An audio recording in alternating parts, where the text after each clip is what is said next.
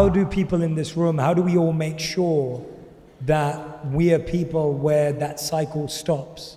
Well, how do you see someone for who they are and not who you want them to be, who you think they could be, or just the best parts of them? Because what I'm hearing is that's what we end up doing, right? Yeah, well, that's the key question. And somewhere I heard you say that people love you, but they may not love you the way you want them to love you. And we actually have trouble loving people the way they need to be loved. We think that love is the feeling that we have for them, and that's certainly true. But it's much more than that.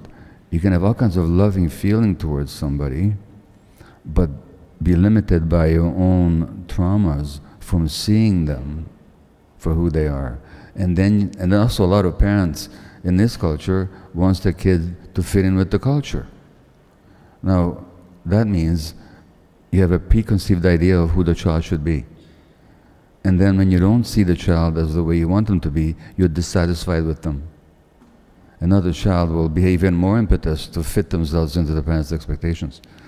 So it comes from this culture's incapacity to see people for who they actually are.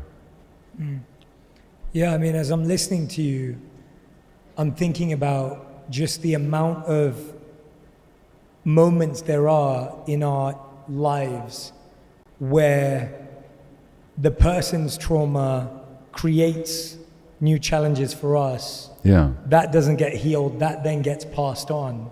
Exactly. How do people in this room, how do we all make sure that we are people where that cycle stops?